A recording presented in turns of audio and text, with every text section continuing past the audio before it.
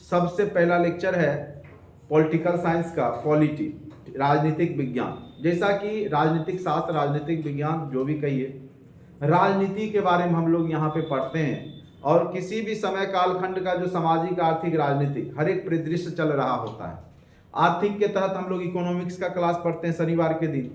एक दिन राजनीति शास्त्र के अंतर्गत राजनीति के बारे में जानेंगे, किस प्रकार से आपके भारत में शासन व्यवस्था है, किस प्रकार संविधान बनाया गया, कितने अनुच्छेद हैं और संविधान किस प्रकार से आपके देश में चल रहा है। राष्ट्रपति की नियुक्ति कैसे होती है, प्रधानमंत्री कैसे बनते हैं, वार्ड कमिश्नर कैसे बनते हैं, प्रमुख किसको बोलते हैं, वार्डर कितना आयु में। तो 2-3 प्रश्न इस बार बीपीएससी में भी पूछ दिया। और पंचायती राज में जस्ट 2 दिन पहले हमने बताया था, सेम टू सेम क्वेश्चन वही पूछा, ठीक है।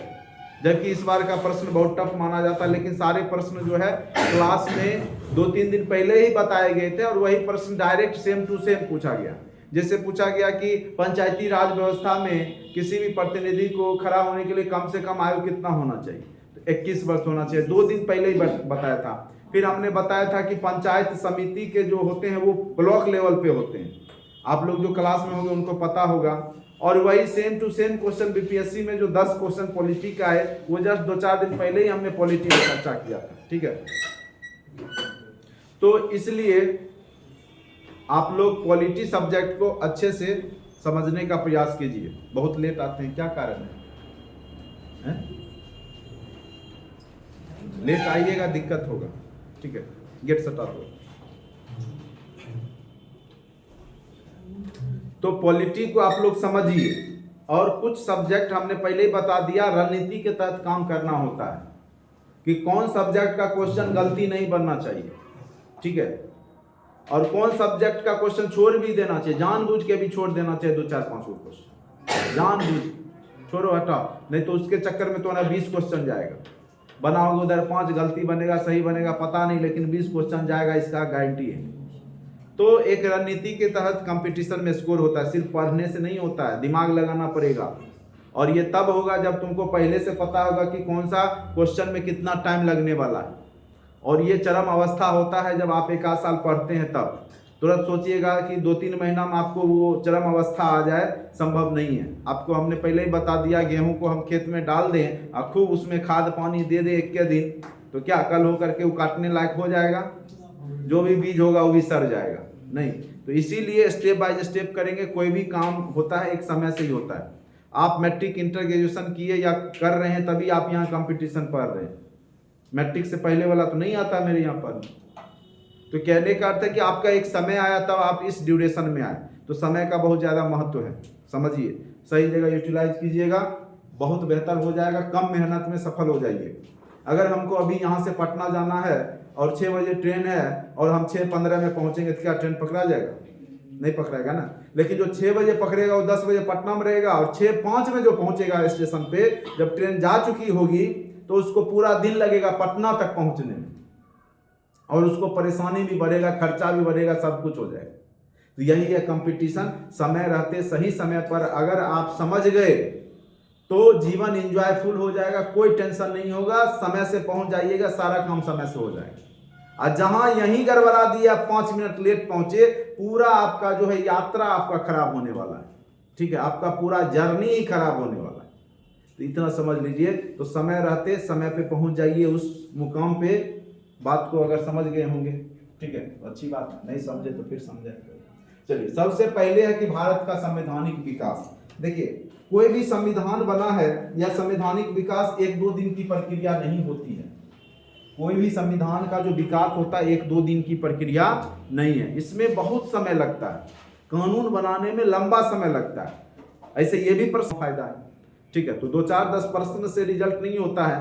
50-60 प्रश्न जो नहीं भी पढ़ता है, थोड़ा बहुत भी ग्रुप डी आर का भी तैयारी किया है या थोड़ा बहुत जानता है, वो भी सही कर लेता है।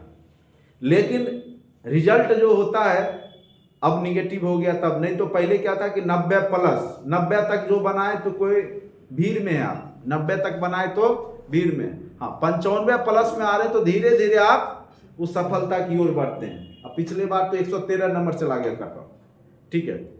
तो कहने का अर्थ है कि विद्यार्थियों की संख्या बढ़ चुकी है, पढ़ने वालों की संख्या बढ़ रही है। आपके बीच में जो हम लोग को याद है कि एसएससी सीरियल वगैरह में 200 में 80-85 नंबर लाता था प्री क्वालिफाई, और क्वेश्चन का लेवल ग्रुप डी से भी, अभी जो ग्रुप डी का लेवल है उससे भी नीचा रहता था। ठीक है, इतना कम समय में कितना तीव्र गति से कंपटीशन का लेवल बढ़ा है।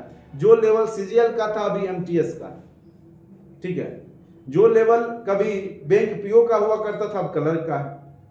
जितना मेहनत आप अब ग्रुप डी के लिए करते थे ना पहले, उतना करते तो आप जो है अधिकारी बन जाते। ठीक है, तो समय रहते अगर जो बन गया, नहीं चूक गया तो फिर आगे चल के ज़्यादा दिक्कत परेशानी होता है। इसीलिए हम बोलते हैं कि बाद ही अंग्रेजों के अधीन बंगाल का जो दीवानी व्यवस्था, जब आपका इलाहाबाद की संधि के माध्यम से 1765 ईस्वी में, 1764 में बक्सर का युद्ध होता है, जिसमें आपका कौन कौन सा लड़ता है, तो मीर कासिम और कौन रहता है बताइए, शुजाउद्दौला अवध का नवाब, नहीं शाह आलम द्वितीय दिल्ली का नवाब, तीनों मिल करके अंग्रेज को हराने का प्रयास करता है रॉबर्ट क्लाइव, लेकिन फिर भी नहीं हरा पाता, क्योंकि अंग्रेज बहुत ब्रेन का तेज था।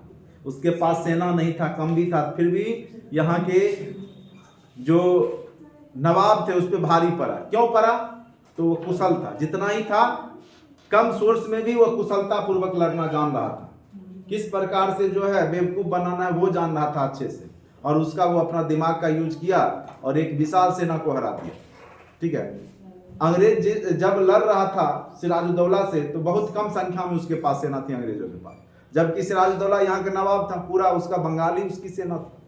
चाहता तो वो खदेड़ के दौड़ा के मार सकता था अंग्रेजों, एक भी अंग्रेज यहाँ से जिंदा लौट के नहीं जाता, लेकिन उसकी रणनीति फेल हो गई। वहाँ बहुत कुछ है, तुम्हारे पास बहुत रहेगा एग्जाम में, कौन सा है पूरा भर के रट्टा मार के जा रहे हो पूरा लूसे, और जब एग्जाम में जब वहां से गोली जब चलेगा उधर से पता ही नहीं चल रहा है किधर से गोली चल रहा है, किधर गोली चलाओगे, इधर उधर फायरिंग करोगे मार देगा, क्योंकि वो रणनीति है, युद्ध की रणनीति है, कंपटीशन रणनीति है। कहाँ पे गोली चलाना है वो आप चलाइएगा नहीं, वहां बैठ जाइए। ठीक है, तो इसीलिए हम बोले कि पॉलिटिकल साइंस का रणनीति आपको ढंग से अपनाना पड़ेगा, और यह प्रक्रिया संविधान निर्माण की प्रक्रिया बहुत पहले से हो चुकी थी। यानी अंग्रेजों ने ही धीरे धीरे 1773 से बनाना शुरू किया था। यानी अंग्रेजों ने 1757 ईस्वी में सबसे पहले जो आपको पता होगा कि बंगाल के नवाब सिराजुद्दौला को मारा था। बाकी मारा, गद्देदारी किया उसी का सेनानायक, उसका नाम था मीर जाफर। अगर मीर जाफर ने गद्देदारी नहीं किया होता उस समय तो अंग्रेज 200 साल तक भारत में शासन नहीं कर रहे होते। अगर जयचंद गौरी का समर्थन नहीं किया होता, हिंदू शासक राजपूताना शासक ही था, और उसने मोहम्मद गोरी को बुलाया था किसके खिलाफ में, पृथ्वीराज चौहान के खिलाफ, काहे कि उसकी बेटी को लेके भगा के शादी कर लिया। कौन? पृथ्वीराज चौहान। तो जयचंद बुलाया उसको, आइए, अब फिर बाद में जानते हो जयचंद को भी मोहम्मद गोरी ने ही मारा। कहा जब तुम अपना आदमी का नहीं हो पाया तो मेरा क्या होगा, पहले इसको निपटाओ रे। नहीं, यह गद्देदार आदमी है, इससे कोई समझौता नहीं। तो यह बात जयचंद एक कालिख बन के रह गया इतिहास में। अगर जयचंद उस समय मोहम्मद गोरी का सपोर्ट नहीं किया होता तो भारत में मुस्लिम आक्रांता या मुगलों का शासन नहीं होता। अगर मीर जाफर ने अंग्रेजों को सपोर्ट नहीं किया होता तो अंग्रेजों का शासन भारत में नहीं होता। तो वही बात है, हमें तो अपनों ने लूटा, तो वहां पे तो सबको तो अपने ही लोग मार रहे हैं। यानी लोभ दे दिया, तुमको लोभ दे दिया, तुमको बना देंगे प्राइम मिनिस्टर, बस क्या करना है कि तुम्हारे जो नीचे है उसको टपका देना है, जो बनने का ख्वाब देखता है या जो बनने वाला है उसको निपटा दो, बस तुम लोग बस आगे, और तुम क्या किए उसी के सपोर्ट में आ गए। वो तो उसका चाल है, उसका वो प्लान है कि तुमको कह के उससे लड़वाएगा, फिर बाद में तुमको तो अकेला जब पाएगा तो निपटा लेगा कब वो। ठीक है, तो ये सब बात समझा करो। जो लोग होते हैं अगर आपके पास अच्छा बात बोलते हैं तो इसका मतलब ये मत समझो कि तुम्हारे सपोर्ट में ही है। कई बार आपको जानबूझ करके नुकसान में डालने के लिए आपको ऐसा बोलते हैं। ठीक है, तो ये सब समझदारी, कॉमन सेंस आपके पास होना चाहिए। पढ़ने लिखने का मतलब सिर्फ किताबी कीड़ा के तरह ज्ञान नहीं रख करके एग्जाम के लिए बस बाकी उसका यूज कीजिए। अभी पॉलिटिकल साइंस पढ़ेंगे तो हमें समझ विकसित होगा कि पॉलिटिकली हमें कितना अवेयर रहना है, क्योंकि आपके पास मौलिक अधिकार है, मौलिक कर्तव्य, संविधान ने आपको बोलने का अधिकार दिया है। नहीं तो कोई आएगा हथकड़ी लगाएगा चल देगा, उसका भी नियम है भाई। लाओ कागज दिखाओ, कहाँ है कागज, लाओ कहाँ है, उसके बाद तुरंत कोर्ट से बेल मिलेगा तुमको, और नहीं तो जेल में जाके सड़ते रहो। और वही जो आपकी जानकारी नहीं है, वही चीज का फायदा आपका हर एक विभाग उठाता है। आपके जो ऊपर के अधिकारी हैं या आपसे जो ले लेते हैं घूस, वो आपके जो जानकारी के अभाव का फायदा उठाते हैं। हर एक चीज का नियम है, हर एक चीज का नियम बना हुआ है, उसको घूस लेने का नियम थोड़ा ही है कोई भी। अब देखो जैसे ट्रेन में पकड़े गए, टीटी पकड़ा तो नियम है कि 250 रुपया दो, उसका फाइन है, और जहां से जहां तक का टिकट है कटाओ, ये नियम है। लेकिन वो क्या करेगा, यह नियम बताता है, जिसको नहीं पता है उसको क्या करेगा, लाओ 1000 रुपया, लाओ 2000 रुपया। जबकि वो 500 में टिकट कटाता, 250 रुपया उसको लगता फाइन, 750 में वो गंतव्य स्थान पे सीट पे बैठ के जाता। अब वो 2000 रुपया देगा भी, खरा जाएगा, अगला टीटी आएगा वो भी माथा, वो कहेगा लाओ रुपया, कहाँ है टिकट, कुछ नहीं है उसके पास। तो वो बेचारा जो जाता है उसको उस बात की जानकारी नहीं है, वह उस कानून को नहीं जान रहा है, उस नियम को नहीं जान रहा है, तो वह क्या होगा, सब जगह शोषित होगा। मूर्ख लोग, कोई भी महिला है मूर्ख है, पढ़ी लिखी नहीं है, बस पे चढ़ी, लिखा हुआ है महिला है, उस पर पुरुष बैठा हुआ है सीट पे, वो बेचारी खरी खरी जा रही, सोच नहीं बैठा हुआ, पढ़ी लिखी आएगी, देखी महिला, देखो उसका पारक, हटिए हटिए यहाँ से हटिए, बैठने दीजिए, तुरंत देखो कितना हावी। तो पढ़ा लिखा होने का मतलब क्या है कि आप हर एक जगह अपने अधिकार को खोजते हैं, और जब तक आप पॉलिटिकल अवेयर नहीं रहिएगा, राजनीति का ज्ञान नहीं रहेगा, तो आप अपना अधिकार क्या खोजिएगा। आपके पास मौलिक अधिकार है, आप स्वतंत्रता पूर्वक घूम सकते हैं, बात कर सकते हैं, आपका एज अगर हो गया तो बहुत सारा नियम है, ठीक है। तो जब तक आपको पता नहीं चलेगा तब तक आपका कोई ना कोई फायदा उठाते रहेगा। तो इस सब्जेक्ट पढ़ने का हमारा तात्पर्य ये भी है कि हम अवेयर हो जाए पॉलिटिकली रूप से पूरे अच्छे से, कि आगे चल करके अगर हमें राजनीति में कुछ इंटरेस्ट हो तब भी हम कर सकते हैं, ठीक है। चलिए, तो यहाँ पे सबसे पहले हम लोग पढ़ेंगे, जब बंगाल का शासक मीर जाफर हो चाहे मीर कासिम हो, उसको हटाने के बाद फिर आपका 1765 में इलाहाबाद की संधि हो गई, और भारत का जो बंगाल का जो पार्ट था उसकी दीवानी व्यवस्था, दीवानी मतलब टैक्स वसूलने का पैसा अंग्रेज ले लिया, यहीं से उसका मन बढ़ना शुरू होगा। और आगे चल करके उसने क्या किया कि रेगुलेटिंग एक्ट 1773 ईस्वी में बनाया, किस प्रकार से शासन करे, जो भी क्षेत्र है किस प्रकार से वहां पे करना है। तो उसके लिए उसने क्या किया, इस अधिनियम के तहत वारेन हेस्टिंग्स को बंगाल का शासक बनाया गया, तथा प्रथम गवर्नर जनरल वारेन हेस्टिंग्स थे। अगर कोई पूछे भारत का प्रथम गवर्नर जनरल, तो ये सब कंपनी का क्या था, कंपनी का गवर्नर जनरल था। और यह जब दीवानी व्यवस्था आया तो भारत का प्रथम गवर्नर जनरल किसको बनाया गया, तो वारेन हेस्टिंग्स को बनाया गया। ये याद रखना है आपको, ठीक है। और गवर्नर जनरल में अंतर है, वायसराय और भारत का गवर्नर जनरल और बंगाल के गवर्नर जनरल में भी अंतर है। शब्द पकड़ना, नहीं तो वहां वही कंफ्यूज हो जाओगे। पूछेगा बंगाल का मार क्या होगा, भारत का पूछेगा वायसराय मार क्या होगी, गवर्नर जनरल। ये सब अलग अलग चीज है एक ही पोस्ट, लेकिन समय के अनुसार उसी पोस्ट का नाम बदला, ठीक है। तो इस अधिनियम सबसे पहले हम लोग पढ़ेंगे जो अंग्रेजों के द्वारा जो बनाए गए देसी सोर्स और विदेशी सोर्स हमारे जो संविधान के हैं, उसके तहत हम लोग अंग्रेज लोग यहाँ पे आकर के कुछ कानून बना करके पहले से रखे हुए, तो वो अभी पहले पढ़ेंगे, तब भारतीय जो संविधानविद आएंगे, संविधान निर्माण करेंगे, उसके बारे में चर्चा करेंगे। यहाँ से अब खूब प्रश्न पूछता है, 1-2 प्रश्न तो हर एक एग्जाम में आपको पूछ ही देगा। इस अधिनियम के तहत वारेन हेस्टिंग्स को बंगाल का शासक बनाया गया और गवर्नर जनरल भी उसी को बना दिया गया, वारेन हेस्टिंग्स को। यानी बंगाल का पहला गवर्नर जनरल कौन बना, वारेन हेस्टिंग्स। यह एक्ट ब्रिटिश संसद द्वारा पारित किया गया कंपनी में व्याप्त भ्रष्टाचार और कुप्रशासन को दूर करने के लिए। देखो, वो जो अंग्रेज की जो ईस्ट इंडिया कंपनी थी ना, व्यापारी कंपनी थी, उसका उद्देश्य व्यापार करना था। लेकिन जब वो इंडिया आया और वो इस स्थिति का फायदा उठाया, चूंकि वहां वाणिज्यवाद के तहत वो लोग आया था, और वहां का शासक भी कंपनी का पार्ट होता था, शेयर धारक। जैसे एसबीआई में 51% शेयर सरकार का होता है, इसीलिए हम उसको सरकारी बैंक बोलते हैं। 49% पैसा आम लोगों का ही रहता है उसमें, ठीक है।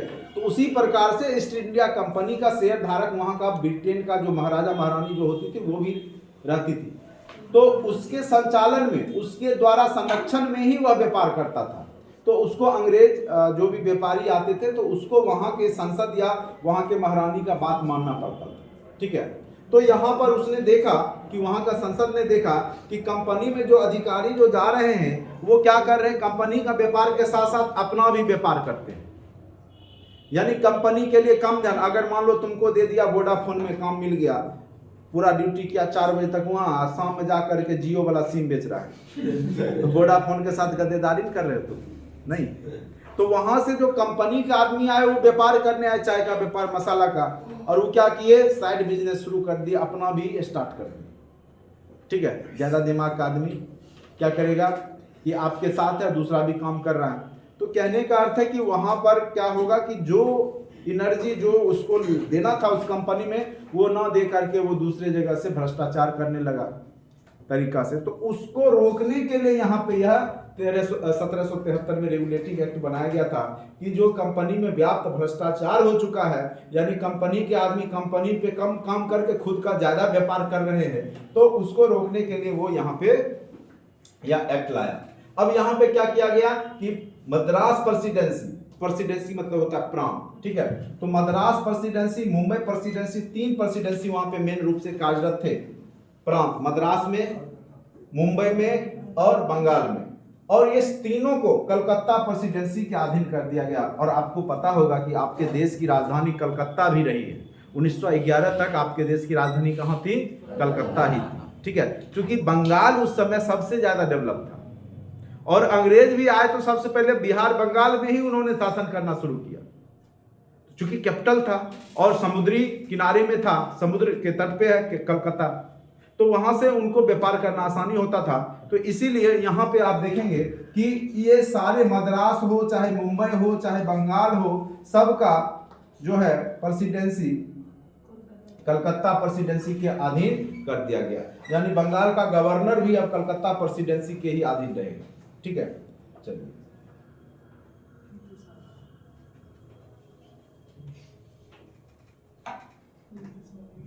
यहां तक समझ गए होंगे। अब देखिए यहाँ पे है बंगाल अंग्रेजी क्षेत्रों का गवर्नर जनरल क्या बन गया, बंगाल का अंग्रेजी क्षेत्रों का वारेन हेस्टिंग्स। सर्वप्रथम सर्वोच्च न्यायालय की स्थापना 1774 ईस्वी में हुई। ये अति महत्वपूर्ण है, पूछेगा किस रेगुलेटिंग एक्ट के तहत भारत में सर्वप्रथम सर्वोच्च न्यायालय की स्थापना हुई और कहाँ हुई? तो कोलकाता में हुई। और कब हुई? तो 1774 ईस्वी में VVI है, नोट्स देंगे उसमें अपना आप लोग टिक लगा लीजिएगा। इसके मुख्य न्यायाधीश थे सर एलिजाह इम्पे। कौन थे? Sir Elijah Impey. यह भी प्रश्न पूछा जा चुका है और फिर पूछेगा कि भारत के प्रथम सर्वोच्च न्यायालय जो 1774 में बना था कोलकाता में, उसके मुख्य न्यायाधीश कौन थे? अंग्रेज अधिकारी ये सर एलिजाह इम्पे। सभी सूचनाएं क्राउन को देना सुनिश्चित किया गया, यानी कंपनी कोई भी एक्टिविटी कर रही है तो उस एक्ट के तहत सारा इंफॉर्मेशन कहां देना पड़ेगा? क्राउन। क्राउन मतलब वहां का राज मुकुट। कोरोना जो बीमारी आया क्राउन से ही बना था ना, क्राउन शब्द से ही कोरोना बना था। देखो मुकुट का जो महारानी पहनती थी इस टाइप का मुकुट होता था, ठीक है, अभी भी पहनती है, यहाँ पे हीरा रहता है लगा हुआ। तो ये जो क्राउन स्पाइस ये जो बना हुआ है तो इसी को क्राउन कहते हैं, राज मुकुट। यानी वहां की महारानी राज मुकुट अभी भी पहनती थी, अब तो गुजर गई हैं, ठीक है, एलिजाबेथ। तो उसमें कोहिनूर का हीरा जरा हुआ है बीच में। अब वहां का राजा बोला हम इसको नहीं पहनेंगे, जो अभी वहां का राजा बना है ना राजकुमार, तो वो कहा कि इस मुकुट को हम नहीं पहनेंगे, ठीक है। और वह ऐसे भी अगर उसके इतिहास के पीछे अगर देखोगे तो बहुत कारण है, ठीक है। जो जो पहना उसका जो है पूरा जो राज्य था समाप्त हो गया, ठीक है, कमजोर हो गया। तो इसीलिए अब जो भी हो, जो भी कारण हो। उसके बाद है मुख्य प्रावधान, वो हो गया आपका 1773 का रेगुलेटिंग एक्ट। बस उसी में से कोई ना कोई पॉइंट्स पूछेगा कि भारत में प्रथम सर्वोच्च न्यायालय किस एक्ट के तहत बनाया गया, रेगुलेटिंग एक्ट कब आया 1773, सर्वोच्च न्यायालय की स्थापना किस एक्ट के तहत प्रथम बार हुई, तो 1773 के रेगुलेटिंग एक्ट। प्रथम मुख्य न्यायाधीश कौन थे, तो ये सब आपका प्रश्न पूछा जा सकता है, इससे ज्यादा आपको नहीं पूछेगा। दूसरा आ जाइए, पिट्स इंडिया एक्ट 1784 में आया। देखिए ये इसलिए पढ़ा रहे, जब डीपली पूछेगा तब यहाँ से वो प्रश्न पूछेगा, ठीक है। थोड़ा सा सबसे टफ है चैप्टर पॉलिटी में, अभी जो तुमको थोड़ा सा ज़्यादा टफ लगेगा, क्योंकि ये थोड़ा सा याद करने वाला भी चीज़ है। बाकी एक दो बार जब सुनेंगे देखेंगे तो याद हो जाता है। पिट्स इंडिया एक्ट कब आया, ये डायरेक्ट पूछा हुआ है क्वेश्चन कि पिट्स इंडिया एक्ट कब आया। पिट्स इंडिया एक्ट कब आया, 1784 ईस्वी में। इसका क्या प्रावधान था, कंपनी के मामलों में सरकारी नियंत्रण में विधि नियंत्रण बोर्ड जो कि का गठन किया गया। जो कानून बनाने वाला बोर्ड था उसका नाम था बोर्ड ऑफ कंट्रोल। एक बना कंट्रोलर ऑफ डायरेक्टर्स और बोर्ड ऑफ कंट्रोल। तो क्या हुआ कि कंपनी तो यहाँ पे राजनीतिक हस्तक्षेप भी कर रही थी पॉलिटिकली। जब अंग्रेज आए तो यहाँ का दीवानी व्यवस्था, जब उन्होंने देखा इलाहाबाद की संधि के तहत क्या किया कि यहाँ का दीवानी व्यवस्था खुद रखी।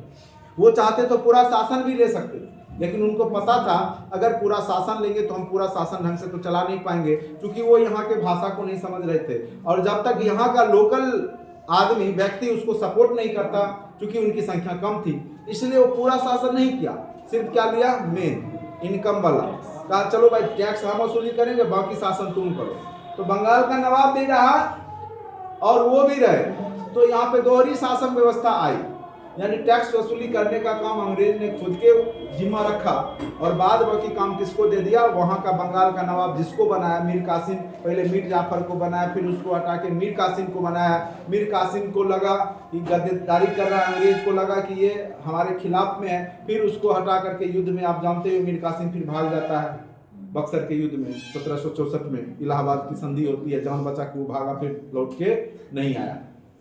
उसके बाद फिर बनाता है मीर जाफर को, ठीक है। तो कहने का अर्थ है यहाँ पे, तो बोर्ड ऑफ कंट्रोल का काम क्या था कि सारा जो भी कंपनी के मामला है उसको नियंत्रण करना, देख रेख करना, कंपनी के व्यापार में अहस्तक्षेप की नीति, ठीक है। यानी राजनीतिक काम अलग लोग करेंगे, बोर्ड ऑफ कंट्रोल के माध्यम से किया जाएगा, और जो व्यापारिक काम है, जो व्यापार करने का कंपनी का काम है, उसका एक अलग होगा, और उसमें ये लोग हस्तक्षेप नहीं करेंगे। यानी जो पॉलिटिकली रूप से देख रहे थे, जो काम कर रहे थे, वो बिजनेस वाला, व्यापार वाले में हस्तक्षेप नहीं करेंगे, अहस्तक्षेप की नीति। और एडम स्मिथ के द्वारा दिया गया था, हमने इकोनॉमिक्स में पढ़ाया भी था पिछले क्लास में। अहस्तक्षेप की नीति किसने दिया है, एडम स्मिथ। इसीलिए इकोनॉमिक्स का फादर एडम स्मिथ को कहा जाता है।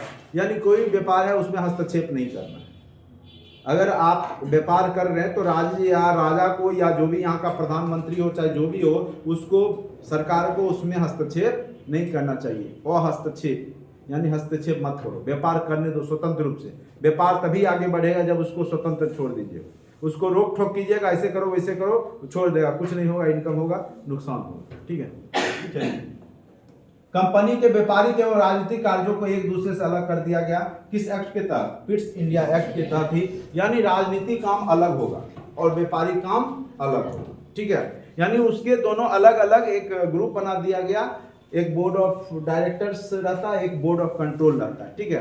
तो दोनों अपना, कोई कंपनी का शासन कर रहा है, कोई राजनीति देख रहा है कि कैसे टैक्स वसूली करे, कैसे यहाँ पे जो है शासन करे, ठीक है। तो ये पिट्स इंडिया एक्ट कई बार पूछा हुआ है, तो पूछ सकता है। फिर आ जाए 1786 का अधिनियम। गवर्नर जनरल को विशेष परिस्थिति में अपने परिषद के निर्णय को रद्द करने तथा अपने निर्णय को लागू करने का अधिकार प्रदान किया गया। यानी गवर्नर जनरल को कुछ विशेष पावर दे दिया गया। यानी वह क्या कर सकता था, जो परिषद था, उसका टीम था, उसके निर्णय को रद्द करके भी खुद का निर्णय उस पर थोप सकता था। और यही पावर आगे चल करके आप देखेंगे कि भारतीय संविधान में राष्ट्रपति को मिल जाता है। आप संसद में कितना भी कानून पारित कर लीजिए, ठीक है, लोकसभा पारित, राज्यसभा पारित 2/3 बहुमत से, अगर राष्ट्रपति साइन नहीं किया, खत्म, वहीं से वो रिटर्न, ठीक है। तो राष्ट्रपति के पास आज भी पावर है बहुत ज्यादा। और लोकसभा राज्यसभा बैठक नहीं हुआ तब भी वह कानून बना सकता है, राष्ट्रपति अध्यादेश के माध्यम से वह कानून लागू करवा सकता है। तो सर्वे सर्वा है आपके देश का राष्ट्रपति, और वही पावर यहाँ पे किसको दे दिया गया था, गवर्नर जनरल, ठीक है। अब आगे आते हैं। अब देखिए, ये सबसे महत्वपूर्ण एक्ट है चार्टर एक्ट 1813। बहुत बार पूछा है, बहुत बार, और पूछेगा ही आप लोग कभी ना कभी एग्जाम में, देखिएगा ही, बैठिएगा तो बैठिएगा तब देखिएगा कि यहाँ से प्रश्न पूछा है। चार्टर एक्ट 1813, यह एक्ट में कई विशेषता है कि सबसे पहले अगर भारत में शिक्षा पे खर्च करने की बात की गई तो चार्टर एक्ट 1813 के तहत। पहले क्या था, भारत में जो शिक्षा व्यवस्था अभी की तरह नहीं था, स्कूल कॉलेज नहीं हुआ करता था, गुरु जी होते थे, गुरुकुल पद्धति चलता था, मन हुआ गुरु जी को अपना पेड़ के नीचे सब बच्चा सबको एकत्रित करके पढ़ा दिए, ठीक है। तो अभी की तरह ना वहाँ कमरे हुए करते थे, ना बोर्ड चौक ये सब TLM पर कुछ नहीं रहता था। बाकी गुरु जी का इच्छा था कि किसको ज्ञान देना है, नहीं देना है, कहाँ देना है, गुरु जी अपना समझेंगे, बाकी सरकार का कोई नियंत्रण उस पर नहीं था। अभी की तरह सरकारी विद्यालय या प्राइवेट स्कूल नहीं था। तो सर्वप्रथम अंग्रेजों को लगा उसको एम्प्लॉय चाहिए, नौकर चाहिए ना काम करने के लिए, और वो जब ब्रिटेन से मंगाएगा तो उसको ज़्यादा महंगा पड़ेगा, क्योंकि उसको ज़्यादा पैसा देना पड़ेगा ब्रिटेन के जो लोग होंगे उसको बुलाने में। तो सोचा क्यों ना हम यहीं के लोगों को तैयार करें, यानी काले चमड़े में गोरा दिमाग कर दें, यानी अंग्रेज वाला दिमाग रहेगा लेकिन इंडियन, ठीक है। यानी सूट बूट पहनने वाला आदमी तैयार करेंगे तब तो हमारा व्यापार भी चलेगा, वो हमारे तरीका से सोचेगा, ठीक है। और उसने किया भी, अंग्रेजों ने एक बहुत बड़ा यहाँ पे आप देखिएगा कि उसने एम्प्लॉय तैयार करने का पूरा प्रयास किया। जमींदारी व्यवस्था में भी देखिएगा कि एक बहुत बड़ा उसका समर्थक वर्ग पैदा हो जाता है, जमींदार लोग, ठीक है। जमींदार लोग कभी नहीं चाहता था कि अंग्रेज यहाँ से जाए, वो अंतिम समय तक देखेंगे कि सपोर्ट किया। 1857 की क्रांति में ही अंग्रेज लोग अपना बैग उग समेट लिया था, बोरिया बिस्तर बांध लिया था कि अब तो अब यहाँ टिकने नहीं देगा। लेकिन फिर वही बात, हमें तो अपनों ने जीता, जो जमींदार था बुलाया, कोई बात नहीं है, टेंशन लेने की बात नहीं, मेरा जो ये सब आदमी है आपके तरफ से, आप रहिए, खाली शासन कीजिए न, बाकी हम देखते हैं कैसे संभालना है, ठीक है। और पूरा जमींदार चाहे MP का हो चाहे जहाँ का हो, सब ने क्या क्या, ग्वालियर का हो, MP का हो, जो बड़े बड़े राजघराना थे उन्होंने अंग्रेजों को सपोर्ट कर दिया, जिस कारण से अंग्रेज जो है फिर 100 साल टिक गए, नहीं तो उसी समय जो है झोला जब्ती और समेट लिए थे, ठीक है। तो सबसे बड़ी बात है कि जब तक देखो पूरा तुम देखो युद्ध का या कोई भी घटना घटित हुआ है तो अगर उसमें देखोगे हार का कारण अपना ही आदमी होता है। जब तक राम को, श्री राम, भगवान श्री राम को रावण का कुल्लू का पता नहीं चलता कि यह मरेगा कैसे, और इसको बताने वाला कौन था, विभीषण। विभीषण गलत काम नहीं किया था, विभीषण ने गलत काम नहीं किया था, लेकिन आज भी विभीषण को लोग गाली देते हैं, ये विभीषण है घर का भाई, कैसा भी था तो भाई था, उसको भाई इसीलिए बोलता है कि विभीषण ने गलत काम नहीं किया, विभीषण ने पुण्य मतलब पाप होता है ना, पाप का साथ नहीं दिया, सही लोगों का साथ दिया, सत्य का साथ दिया, लेकिन आज भी लोग उसको गाली देते हैं क्योंकि उसने कुल्लू बता दिया था रावण का, कहाँ कमी है। झांसी की रानी कभी भी नहीं हारती अगर उसको कुल्लू उसका घर वाला नहीं बताता, ठीक है।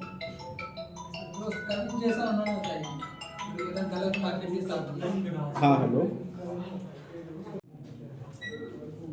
तो यहाँ पे याद रखिएगा इस अधिनियम के तहत भारतीय शिक्षा पे प्रति वर्ष 1 लाख रुपया, अभी का 1 लाख नहीं है, उस समय का 1 लाख अभी की 1 अरब के बराबर होगा, जान लीजिए। तो आप लोग को लगता है 1 लाख रुपया में पूरा शिक्षा व्यवस्था हो जाएगा?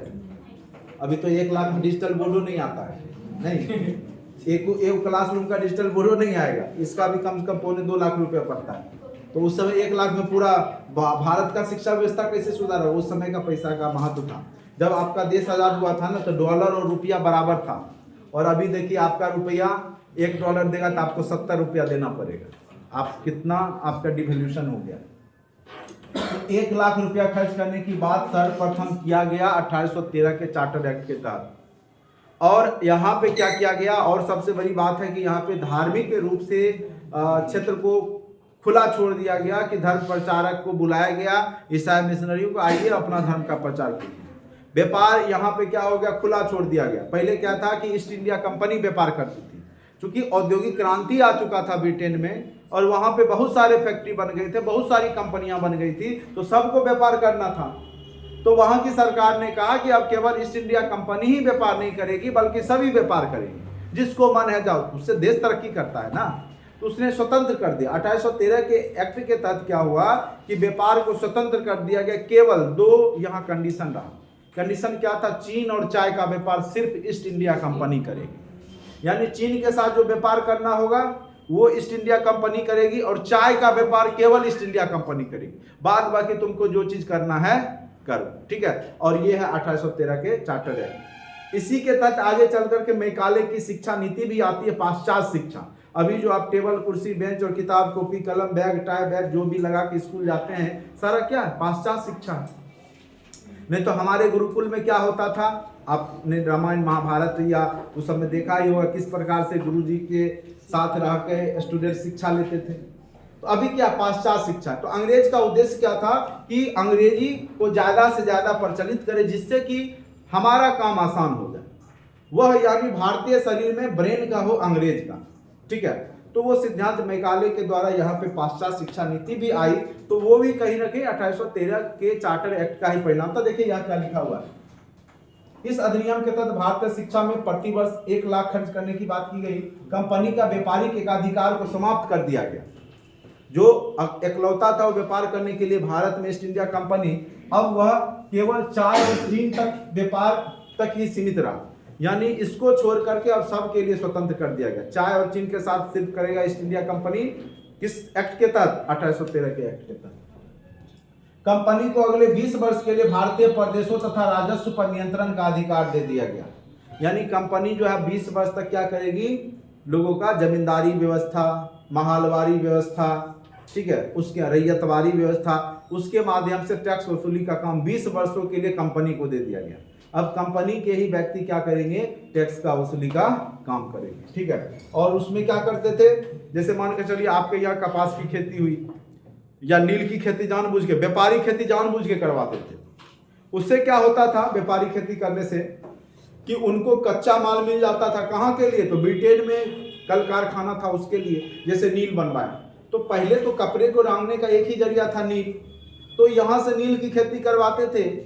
और आधा तो वो नील का जो आधा नील जो होता था वो तो टैक्स के रूप में ही ले लेते थे। चलो भाई ये तो आधा हो गया टैक्स, वो सरकार का टैक्स है, वो तो देना। जो बचा उसको भी सस्ता रेट, सस्ता से सस्ता, क्योंकि नील यहाँ के लोग ले क्या करेगा? नील को घोर के पिएगा तो नहीं।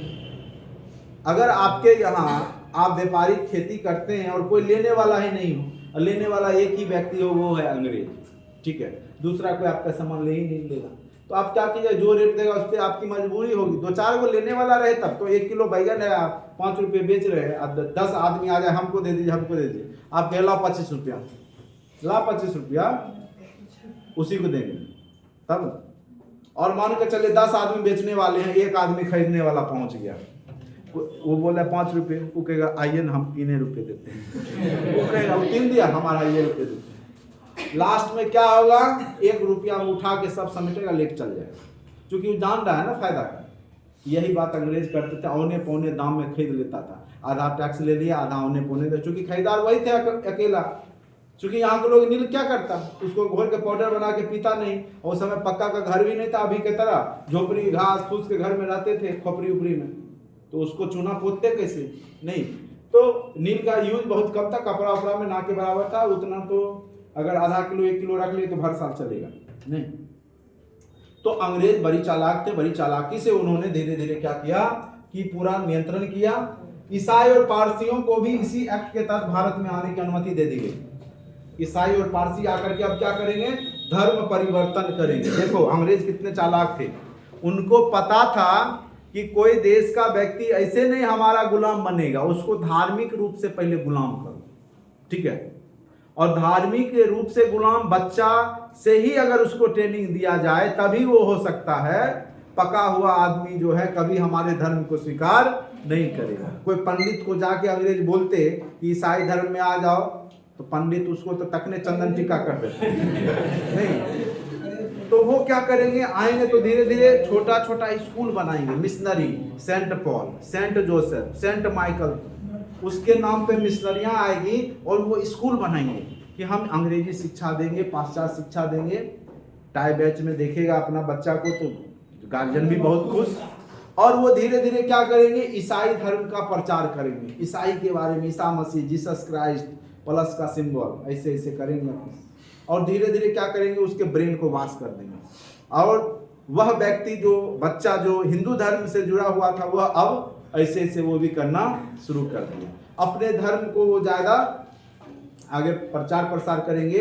उससे क्या होगा कि जो यहाँ के लोग हैं बचपन से उन्होंने वह मानसिकता सुना देखा, तो उसके मन में भी उस धर्म के प्रति लगाव आ जाएगा। ठीक है, क्योंकि हिंदू धर्म का एक ऐसा धर्म है कि इसमें कोई भी काम सिस्टमेटिक नहीं होता। आप इस्लाम को देखिए तो जो लोग मानते हैं डेली नमाज जो भी है, शुक्रवार को नमाज, लेकिन हिंदू धर्म में कोई ऐसा दिन है जिस दिन मंदिर जाना अनिवार्य है। वो अनिवार्य है, तुम मन है तो पूजा करो, मन है तो नहीं करो। लेकिन ईसाई धर्म में भी है, गुड फ्राइडे के दिन एकदम जाएंगे सब लोग गिरजाघर में मोमबत्ती लेके जलाएंगे। सिस्टमेटिक है ना, एक रूल बना दिए, एक नियम बना दिए। लेकिन हम लोग का क्या, कोई नियम नहीं। मन है तो जाओ, मन है तो 5 साल नहीं जाओ, 10 साल नहीं जाओ, जाओ ही नहीं करो। ना गार्जियन बोलने वाला, ना कोई बोलने वाला है।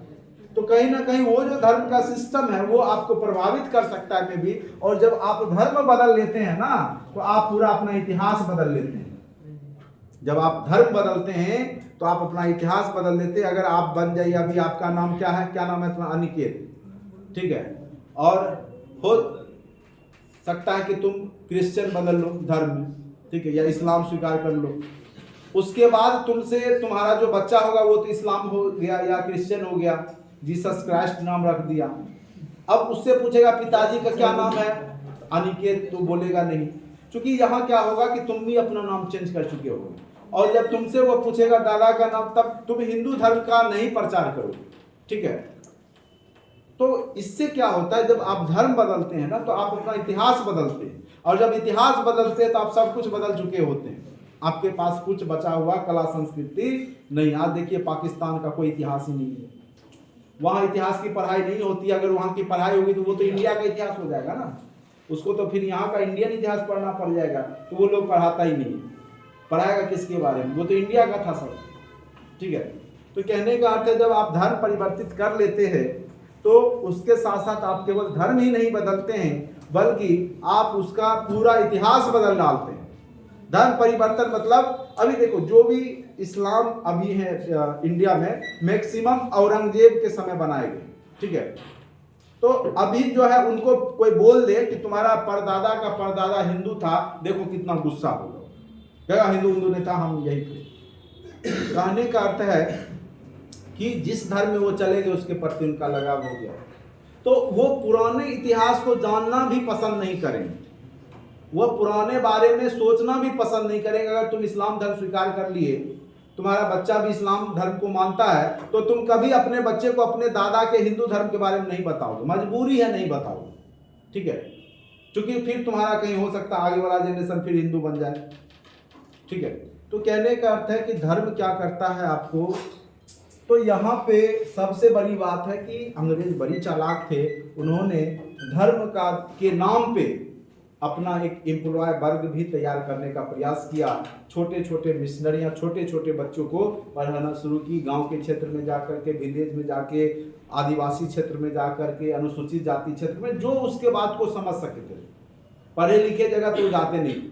आज भी आप देखिएगा, अगर कोई जादू दिखाने वाला आएगा या जंतर बेचने वाला आएगा, वो पहले देखेगा कौन अनपढ़ एरिया है, कहाँ स्लम एरिया है जहाँ पे दिहाड़ी खटने वाले मजदूर हैं, या वहाँ पे लोग पढ़े लिखे नहीं, उस गली में घूमेगा। वो जानता है कि यही मेरा बाजार होने वाला है। वो जब जाएगा बिजनेसमैन या अधिकारी वर्ग के बीच में, तो ना उसका जंतर बिकेगा, ना उसका कोई बात सुनने वाला है। ठीक है, तो एरिया पहले खोजना पड़ता है, कहाँ व्यापार करना है।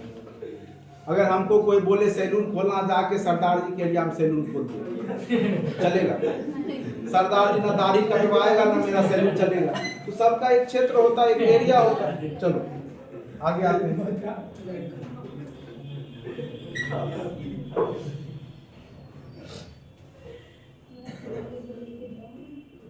देखो, हर एक कोई भी बिजनेस करना लाइफ में, तो सबका जगह का महत्व होता है। ठीक है, समय और जगह यही तुमको आगे बढ़ाता है। आज देखो, आज हम यहाँ पढ़ा रहे कितने संख्या में, 150 की संख्या में रहोगे। बहुत खूब, हम खूब पोस्टर डाल दिए तो 200 हो गए, उससे ज़्यादा नहीं बढ़ोगे। पटना में अगर रहते तो 2000 होगा, वही दिल्ली में बढ़ जाएंगे तो कम से कम तो 5000 10,000 स्टूडेंट रहेगा। एक बैच से निकलेगा तो लगेगा पता चला पूरा तेगड़ा निकल गया। ठीक है, तो जगह का महत्व होता है। लेकिन मजबूरी है, क्या करें, सरकारी जॉब में है, छोटा भी है, जो भी है, तो क्या करोगे, सिक्योर खोजोगे तो कुछ तो क्या करना ही पड़ता है। चलिए 1813 का अब आ जाइए, 1813 का सॉरी 1833 का एक्ट। कंपनी के सभी वाणिज्यिक अधिकार समाप्त कर दिया गया। कंपनी को केवल राजनीतिक कार्य करने का प्रावधान किया गया। ठीक है, अब वो कंपनी व्यापार पे ध्यान नहीं देगी, अब क्या करेगी, केवल और केवल राजनीति करेगी, क्योंकि और भी कंपनी अब व्यापार करने के लिए हो गई। बंगाल का गवर्नर जनरल अब जा करके क्या बनेगा, भारत का गवर्नर जनरल। अब प्रश्न पूछेगा कि भारत का प्रथम गवर्नर जनरल कौन होगा, लिखा हुआ है कि नहीं, लॉर्ड विलियम बेंटिक। चूंकि अब जो है कंपनी सिर्फ व्यापार करने के लिए कंपनी के लोग अलग रहेंगे, लेकिन ईस्ट इंडिया कंपनी अब मेन रूप से राजनीति शासन ही करेगी, व्यापारिक काम नहीं करेगी। और सर्वप्रथम कौन बने, भारत के governor general Lord William Bentinck. Bentinck याद रखिएगा, भारत का प्रथम गवर्नर जनरल। अगर पूछे बंगाल का प्रथम governor general Lord Warren Hastings, Bharat का प्रथम गवर्नर जनरल, अब यह पूरे भारत पे शासन करेंगे। ठीक है, तो यहां से प्रश्न पूछता है, पढ़ के गए, पूछ रहा है बंगाल का, मार रहे हो भारत का, भारत का पूछ रहा है, मार रहे हो बंगाल का, पूछ रहा है वायसराय, मार रहे हो गवर्नर जनरल, पता ही नहीं गवर्नर जनरल। तो वही जो गवर्नर जनरल था बंगाल का, वही पोस्ट आगे चल करके 1833 के बाद जब चार्टर एक्ट आया, उसके तहत यह भारत का गवर्नर जनरल कहा जाने लगा। और चूंकि अब यह व्यापारिक कार्य नहीं कर रहा है, अब यह कार्य क्या कर रहा है, पॉलिटिकल शासन वाला काम कर रहा है। ठीक है, और उसके गवर्नर लॉर्ड विलियम बेंटिक को बनाया गया। चलिए ये हो गया। कानून बनाने के लिए गवर्नर जनरल की परिषद में एक विधि सदस्य सम्मिलित प्रथम विधि सदस्य के रूप में मैकाले को रखा गया। विधि सदस्य, कानून निर्माता, कानून बनाने के लिए। तो मैकाले की शिक्षा नीति आप लोग पढ़े होंगे, पाश्चात्य शिक्षा नीति लाने वाला अंग्रेज अधिकारी का नाम था लॉर्ड मैकाले। उसने 1835 ईस्वी में पाश्चात्य शिक्षा को भारत में ला दिया। यानी स्कूल का टाइम 9 से 4 होगा, स्कूल में ब्लैक बोर्ड होगा, बच्चे टेबल कुर्सी पे बैठेंगे और इंग्लिश मीडियम में पढ़ाई होगी। ठीक है, तो ये सब किसके द्वारा लाया गया, तो मैकाले के द्वारा। बम्बई और मद्रास प्रेसिडेंसी से कानून बनाने का अधिकार छीन लिया गया। जो पहले तीनों प्रेसिडेंसी के पास कानून बनाने का अधिकार था, बम्बई और मद्रास से छीन करके अब यह अधिकार कलकत्ता जो बंगाल का था उसके पास रह जाता है। अब आ जाए चार्टर एक्ट 1853। नियंत्रण बोर्ड और उसके अन्य पदाधिकारी का वेतन निश्चित कर दिया गया और वह सरकार ही देगी, धन कंपनी देगी। ठीक है, जो पैसा जो कंपनी टैक्स में वसूली गई वही यहाँ पे जो सैलरी है अधिकारी उसको देगी। ठीक है, तो ये पेज आपका हो गया। अब नेक्स्ट पेज पे आते हैं।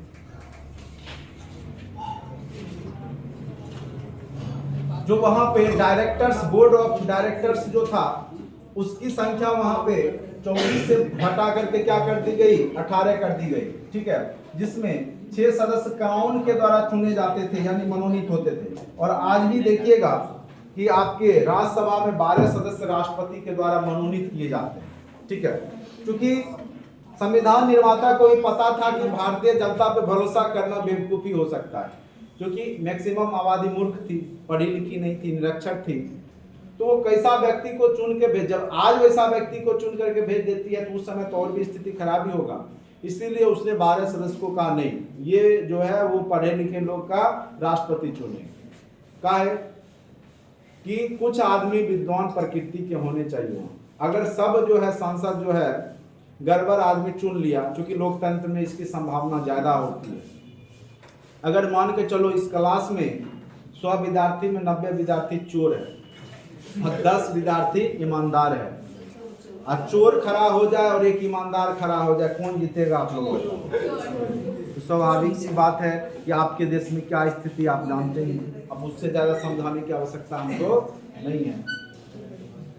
उसके बाद देखिए, इसीलिए यहाँ पे जो है 6 सदस्य क्राउन, और वही आगे चल करके आपके राज्यसभा में 12 सदस्य का मनोनयन राष्ट्रपति आज भी करते हैं, जो विशेष फील्ड के होते, कला संस्कृति के हो, साहित्य के हो। कभी मनमोहन सिंह को चुनाव लड़ते देखा, कैसे वो प्रधानमंत्री बने 10 साल।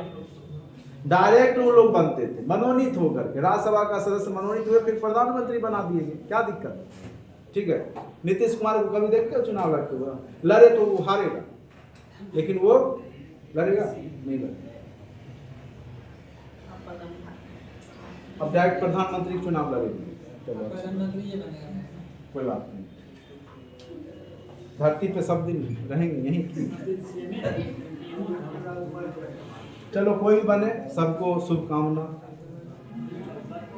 इस अधिनियम के तहत भारतीय प्रशासन का नियंत्रण कंपनी से छीनकर ब्रिटिश राजमुकुट के साथ शासन किया गया। ठीक है, 1858 के तहत। देखो ये एक्ट बहुत महत्वपूर्ण है, हमको तो इंटरव्यू के दौरान भी यह एक्ट पूछने लगा। बोला क्या, पूछा था कि कब ब्रिटेन के अधीन हुआ। मैक्सिमम लोग उसका जवाब क्या देंगे कि 1765 में जब प्लासी का युद्ध, ये बक्सर का युद्ध हुआ, उसके बाद अंग्रेजों के अधीन हो गया। अंग्रेजों के अधीन तभी नहीं हुआ था, तभी आपका देश ईस्ट इंडिया कंपनी के अधीन हुआ था।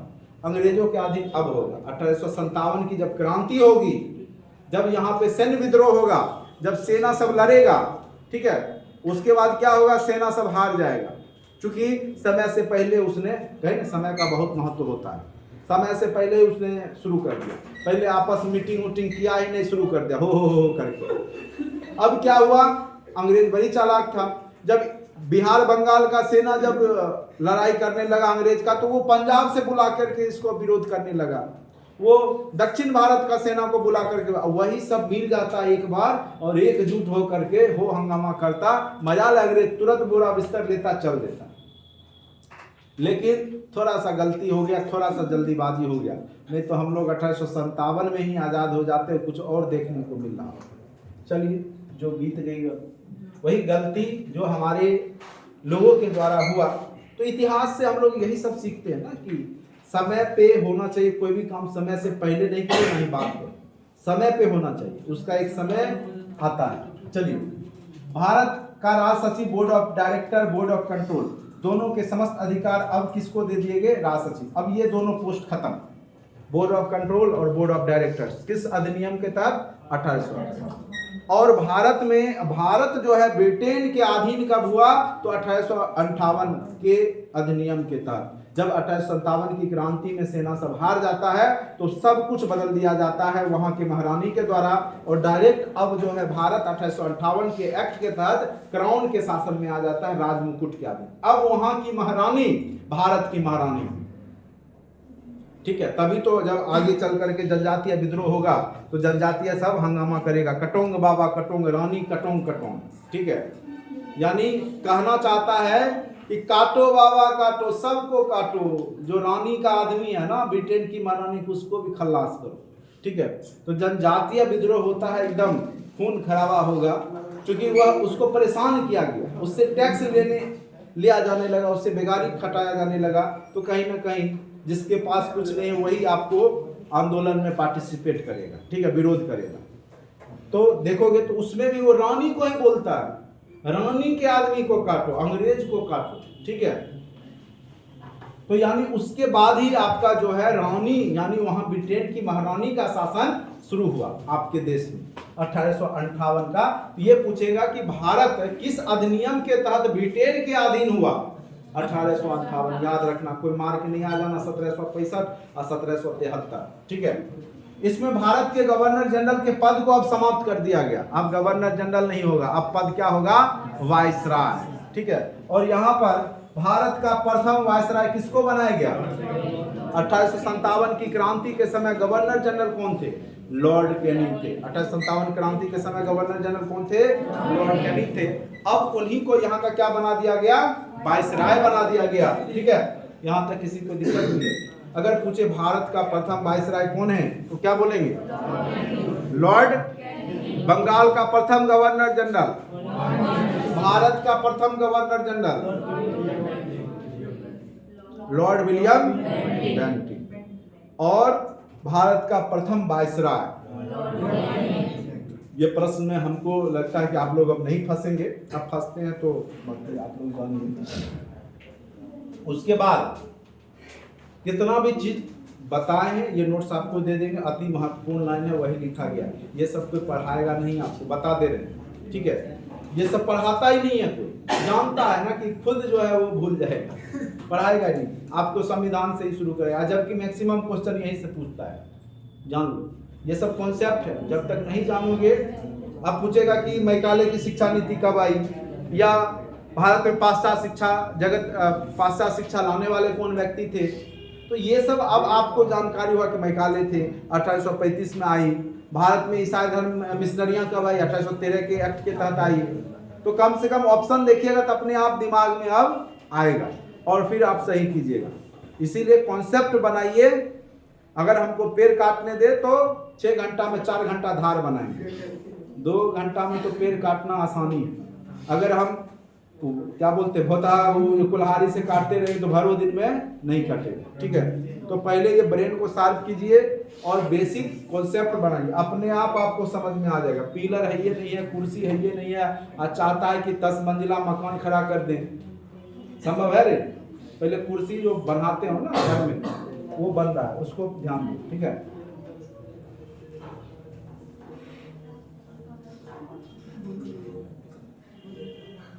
तुम खुद भी पढ़ सकते हो, लूसेंट से रट लोगे, लॉर्ड कैनिंग। एग्जाम में वहाँ वायसराय पूछ दिया गवर्नर जनरल, सब मिक्स हो गया। पूछेगा शिक्षा नीति, कुछ और मार के आ जाएगा। तो समझो, बात को समझो। ठीक है, ठगने वाले बहुत हैं, ठगा जाओगे बढ़िया से। एक बार पढ़ोगे, देखो दौरा सिंधु घाटी सभ्यता तुम लोग बना लूसेंट का, देखो ना एक भी प्रश्न तुमसे नहीं छूटेगा, और छूटेगा भी, नहीं भी आता तभी अंदाजा भी लगाओगे सही जाएगा। तुम करके देखो, प्रयास करके देखो, तो कॉन्सेप्ट आ गया तुम्हारे पास। अब ब्रिटिश ताज के अधीन अधिनियम भारतीय परिषद अधिनियम 1861, अब वहां की महारानी के द्वारा यह अधिनियम आएगा। वायसराय को आपातकाल में अध्यादेश जारी करने की शक्ति दे दी गई। वायसराय आपातकाल के दौरान, अभी भी आपके देश में एक आपातकालीन प्रबंध है। अनुच्छेद कौन कौन सा है? 352, 356, 360। राष्ट्रीय आपात, राष्ट्रपति शासन और वित्तीय आपात, 4 का गैप है, आगे बताएंगे। ये सभी प्रश्न डायरेक्ट पूछे जाते हैं। भारत में जो है राष्ट्रपति शासन किस अधिनियम के तहत लगता है? ठीक है, 352 हो गया। अगर पूछेगा कि वित्तीय आपात किसके अधीन लगता है? 360 के अधीन। किसी राज्य में राष्ट्रपति शासन किसके अधीन लगता है, किस अधिनियम? 356। ठीक है, तो आगे जब 352, 356 पे पहुंचेंगे।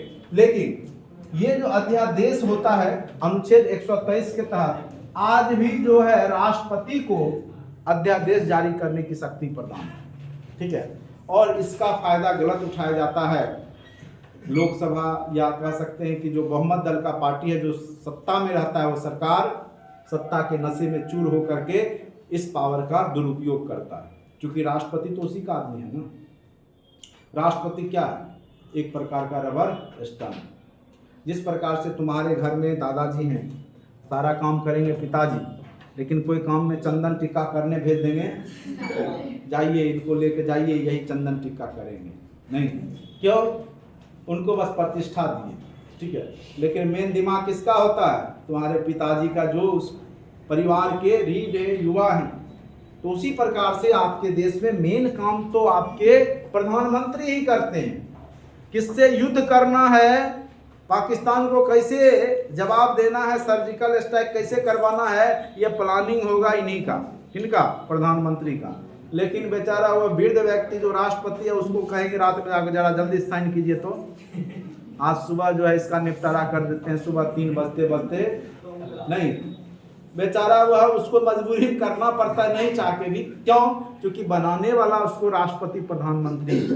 अभी इस बार जब चुनाव हुआ 15वीं, आप देखेंगे राष्ट्रपति का यशवंत सिन्हा हार गया। क्यों हार गया? जिसको बीजेपी पार्टी ने समर्थन दिया, किसको समर्थन दिया? द्रौपदी मुर्मू को, वो जीता नहीं। अब द्रौपदी मुर्मू को समर्थन से, बीजेपी के समर्थन से जीती है, तो कभी वह बीजेपी के खिलाफ जाएगी? तुमको लगता है? अगर नरेंद्र मोदी रात को फोन करेंगे कि यह काम करना है, वहां का जो राष्ट्रपति शासन लगाना है उस राज्य में, वहां का शासन विफल है, सोचे बिना समझे वो लगा दे, बाद बाकी देखा जाएगा। ठीक है, और यहाँ पे वही फायदा अनुच्छेद 123 के तहत प्रधानमंत्री, जो बहुमत दल के जो नेता है, वो फायदा उठाते हैं। और यह जब संसद नहीं चल रहा होता है लास्ट 6 मंथ में, जैसे आपका 5 साल का पीरियड होता है लोकसभा का, तो लास्ट में जब 4.5 साल हो जाता है तो 6 महीना नहीं चलता, बैठक नहीं होता है, तो सारा कानून उसी समय अब जम्मू कश्मीर का जो है लॉ बनाएगा, जो विवादित मुद्दा है राम मंदिर वाला, जो अध्यादेश के माध्यम से, जैसे सवर्ण आरक्षण दिया गया, वो अध्यादेश के माध्यम से दिया गया। वो जानता था अगर बैठक में चर्चा होगा तो यह पारित होने वाला नहीं है, सब विरोध करेगा, और जब मैक्सिमम नेता विरोध करेगा तो वो पारित ही नहीं होगा। ऐसा करो, जब लास्ट का समय बचे 6 महीना, जब संसद की बैठक नहीं होगी, राष्ट्रपति अध्यादेश लागू कर दे। जब राष्ट्रपति अध्यादेश बना दिया, कानून बन गया, उसके बाद जब कानून बन गया, जन समर्थन आ गया उसको, और फिर आगे चल करके 6 महीने के अंदर फिर तो उसका आदमी जब जीत के आता है तो वो पारित हो ही जाता है। ठीक है, तो यहाँ पे इसका फायदा गलत उठाया जाता है। लेकिन फिलहाल अभी अध्यादेश जारी करने की शक्ति 1861 के ही तहत वहाँ के जो वायसराय थे उसको दे दिया गया। ठीक है, अध्यादेश लागू रहने के अधिकतम आयु 6 माह, तभी भी था, वायसराय के द्वारा भी था, अब भी है राष्ट्रपति के द्वारा। जस्ट लाइक वायसराय अभी का समझो कौन हो गया, राष्ट्रपति। इस अधिनियम के तहत लॉर्ड कैनिंग के द्वारा विभागीय प्रणाली की शुरुआत की गई और वायसराय के कार्यकारी परिषद का विस्तार किया गया। मुंबई तथा मद्रास प्रांतों को पुनः अधिकार प्रदान कर दिए गए कानून बनाने के, ठीक है, और संशोधन करने का। अब मुंबई और मद्रास प्रेसिडेंसी भी अपना कानून अलग से बना सकता है और उसको सुधार कर सकता है। अब आते हैं भारत शासन अधिनियम 1892 को देखते हैं। ठीक है, ये क्या है देखिए, विधान परिषद के सदस्यों का बजट पर अपने विचार प्रकट करने का अधिकार प्रदान किया गया। जो विधान परिषद में सदस्य थे वो बजट पे अपना मतलब विचार प्रकट कर सकते थे। सार्वजनिक हित के मामलों में विधानमंडल के सदस्यों को 6 दिन पूर्व सूचना देकर प्रश्न पूछने का अधिकार दिया गया।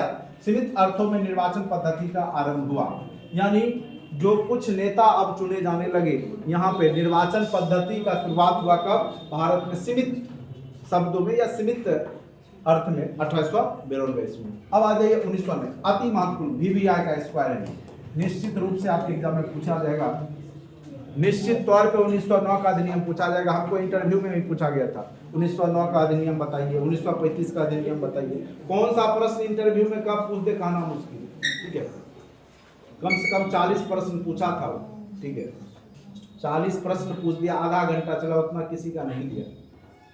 चलो, तो 1909 का अधिनियम तो यही है कि आपको पूरा कॉन्सेप्ट रहेगा तभी बता पाइएगा, नहीं तो ऑब्जेक्टिव तो मार दीजिएगा कि मार्ले मिंटो है 1909, लेकिन आखिर है क्या ये तभी बताइएगा जब आप उसको समझिएगा। सांप्रदायिकता की शुरुआत यहीं से हुई। अगर बोले कि भारत में सांप्रदायिकता की शुरुआत, देखो हिंदू मुस्लिम भारत में एक साथ रह रहे, कोई दिक्कत नहीं था, और दोनों को अलग करने का काम अंग्रेजों का। अगर आपको दुश्मन को कमजोर करना है तो उसको आपस में लड़ाई करवाते रहिए। आज देखो अमेरिका कितना चालाक है, गौर करो, वह यूक्रेन को पीठ ठोकता है, लड़ो, उसका हथियार भी बिक रहा है, फायदा भी हो रहा है, और रूस कमजोर भी हो रहा है। उसका मेन टारगेट कौन है, रूस। वो जितना दिन तक युद्ध में उलझा रहेगा उसका इकोनॉमी उतना गिरेगा। उसके बाद क्या किया, रूस को प्रतिबंधित कर दिया यूरोप में। अब रूस जो है, देखो अमेरिका किसी का नहीं है, ना ही वो यूक्रेन का है, ना वो किसी यूरोपियन कंट्री का है, वो सबको कमजोर कर रहा है। क्यों? कि उसका प्रभुत्व बना रहे, ठीक है। सामने वाले पे तभी तुम अपना रोब जमा सकते हो जब वो कमजोर हो। जब वो तुमसे मजबूत हो जाएगा तुम्हारा बात मानेगा नहीं, कभी नहीं मानेगा। तो अमेरिका क्या है, अमेरिका वही है, उसको किसी का जो है विकास बर्दाश्त नहीं होता। कोई देश अगर तरक्की करता है ना, अगर भारत तरक्की करने लगे बहुत ज्यादा, तो भारत एक विरोध में रहेगा, अभी चीन के विरोध में, क्योंकि उसको लगता है कि हमारा टक्कर देने वाला चीन है, इसलिए भारत को ठोके रहेगा। कुछ भी होगा चढ़ जा चीन पे, जानता है कि उससे क्षति भारत चीन को होगा, फायदा हमको, ठीक है। अभी क्या होता है कि यूक्रेन को पीछे से पीठ थपथपाना लगे रहा, हम देते हैं हथियार, कोई बात नहीं, ले कर जा, 4 लाख रुपया ले, 5 लाख रुपया ले, ब्याज देना बाद में, कोई दिक्कत, लेकिन अभी लगा रहा। उसको भी जाकर, उसको पता है कि रूस जितना दिन तक युद्ध में फंसेगा रूस कमजोर होगा।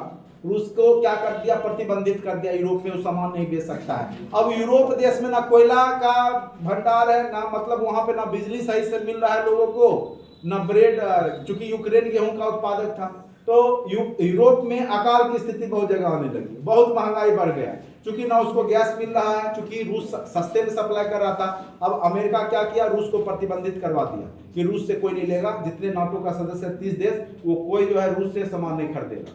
और अब कहता अमेरिका हमसे लो, हम तुमको सप्लाई करेंगे।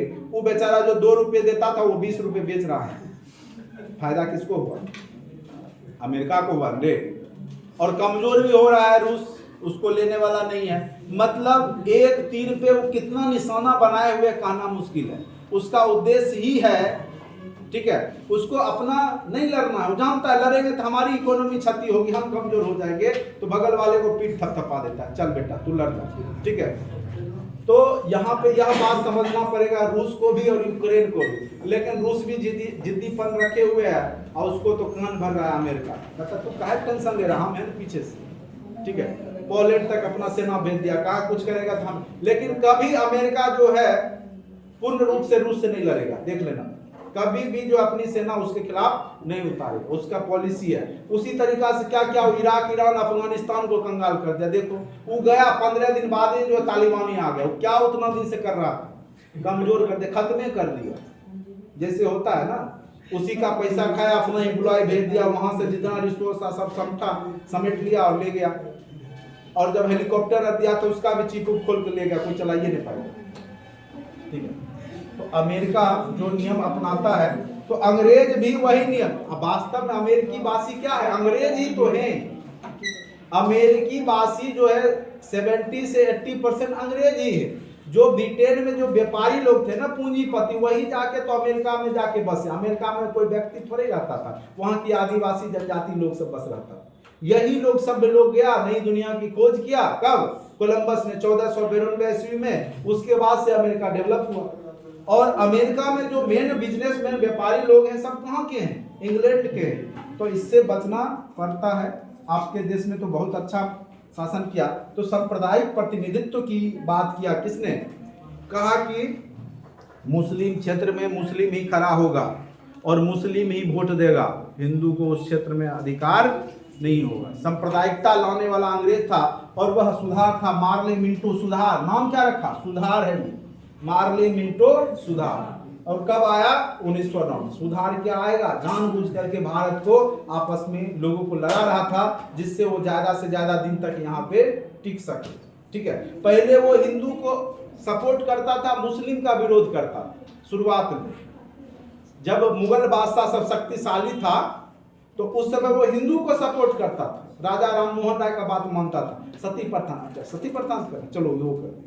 बाल विवाह खत्म करना, चलो कर दे। अंग्रेज जो था हिंदू का बात मानता था, लेकिन जब से कांग्रेस बना हिंदू का और मैक्सिमम नेता हिंदू था, फिर अब उसको थपथपाने लगा मुस्लिम लोग। चलो भाई तुम मुस्लिम लीग बनाओ, ये तुम्हारा आदमी नहीं है, ये तुम्हारे साथ कभी नहीं रहेगा, ये हिंदू की पार्टी है। और कुछ नेता हो गए हिंदू में, वो राष्ट्रीयवाद लाने के लिए गणेश पूजा, तो जय श्री राम, जय हनुमान, बस हो गया। नहीं, क्रिया के विपरीत प्रतिक्रिया होती है। अगर आप कीजिएगा जय श्री राम तो उधर भी तो कहेगा अल्लाह अकबर, नहीं तो क्या होगा? धीरे धीरे क्या होगा? माहौल गर्म होगा। और यही हुआ। और क्या हुआ कि भारत पाकिस्तान आप देख ही रहे हैं आज भी बटा हुआ है, नहीं तो वो तो भारत ही था। तो यह बीजारोपण हो गया, पौधा डाल दिया गया कि आगे चल करके अब पाकिस्तान बनना सुनिश्चित हो गया। यानी मार्ले मिंटो सुधार अधिनियम में ही आपका पाकिस्तान का बीजारोपण हो चुका कि पाकिस्तान अब बने। सांप्रदायिक निर्वाचक का जनक किसको कहा गया? लॉर्ड मिंटो को। केंद्रीय विधानमंडल के सदस्यों को बजट पर मत देने का अधिकार नहीं दिया गया यहाँ। अब आ जाइए भारत शासन अधिनियम 1909 के बारे में प्रसिद्ध कथन कुछ जो विद्वान थे उस समय, उन्होंने बोला कि ये क्या है उसके बारे में। गांधी जी बोले 1909 के अधिनियम को क्या बोले, देखिए, इस एक्ट में ने हमारा सर्वनाश कर दिया। गांधी जी मरते दम तक हिंदू मुस्लिम एकता की बात करते थे। वो कभी नहीं चाहते थे कि पाकिस्तान आपका एक अलग देश बने, ठीक है। वो हर संभव प्रयास किया उन्होंने कि भारत और पाकिस्तान एक रहे। लास्ट में जब बंगाल में कत्लेआम शुरू हो गया, लगभग लाखों की संख्या में लोग मारे गए, तब जाकर के गांधी जी को समझाया गया अगर इसको रोका नहीं गया, बांटा नहीं गया तो देश ही खत्म हो जाएगा। तब जा करके गांधी जी कहे चलो भाई अब जो करना है करो, ठीक है। नहीं तो हर संभव प्रयास गांधी जी का था पाकिस्तान नहीं बने। तो उन्होंने बोला, इस एक्ट को ही बोला, इसने सारा सत्यानाश कर दिया, सारा करने का सत्यानाश। रेमजे मैकडोनाल्ड बोला, यह सुधार प्रजातंत्रवाद और नौकरशाही के मध्य एक अधूरा और अल्पकालीन समझौता है, ठीक है। अब आ जाइए भारत सरकार अधिनियम 1919, ये भी प्रश्न पूछा था। इस अधिनियम, लगता है वो रात को यही सब पढ़ के गया था, ठीक है, हमसे ये सब प्रश्न बहुत ज्यादा पूछा था। इस अधिनियम को मॉन्टेग्यू चेम्सफोर्ड सुधार अधिनियम के नाम से भी, ये भी पूछेगा कि मॉन्टेग्यू चेम्सफोर्ड सुधार अधिनियम कब आया था, तो 1919, और इसी का नाम है आपका भारत सरकार अधिनियम 1919। इस अधिनियम के तहत प्रांतों में द्वैध शासन की शुरुआत हुई। द्वैध शासन मतलब दो मिल करके शासन करेगा, केंद्र भी करेगा और राज्य भी करेगा, यानी विषय में बांट देगा। जैसे अभी हमारे यहाँ क्या शिक्षा संवर्ती सूची में है, 60% केंद्र देता है, 40% राज्य देता है। उसी प्रकार से यानी केंद्र का भी शासन होगा और राज्य का भी शासन होगा, विषय बांट करके, सब्जेक्ट को बांट करके, ठीक है। द्वैध शासन का जनक किसको कहा जाता है, लियोनस कार्टियस को। द्वैध, ये भी पूछ सकता है, द्वैध शासन का जनक कौन है, लियोनस कार्टियस। जबकि बंगाल में द्वैध शासन की शुरुआत किसने किया, किसने किया द्वैध शासन, रॉबर्ट क्लाइव ने किया। अगर पूछे बंगाल में द्वैध शासन की शुरुआत किसने किया था, रॉबर्ट क्लाइव, क्योंकि वही जीता था ना। उसने क्या किया, दीवानी व्यवस्था हमको दो, प्रशासनिक व्यवस्था सुन लो, यानी टैक्स वसूली करेंगे हम, बाद बाकी संभालो तुम, उसके एवज में तुमको 1 लाख दे देंगे महीना। अब बेचारा 1 लाख में घर संभाले कि बाहर संभाले, जनता जो है परेशान हो गई। इस अधिनियम के तहत पहली बार महिला को वोट देने का अधिकार दिया गया। इस अधिनियम के तहत 1919 के तहत, और पहली बार उत्तरदायी शासन का शब्द का, यहाँ पे उत्तरदायी शासन शब्द का स्पष्ट रूप से वर्णन किया गया है। तो भारत सरकार अधिनियम 1919 के तहत, ठीक है। तो आज हमने बहुत चीज पढ़ाया। नेक्स्ट क्लास में 1935 का अधिनियम जब भी होगा पॉलिटी उस दिन पढ़ाएंगे।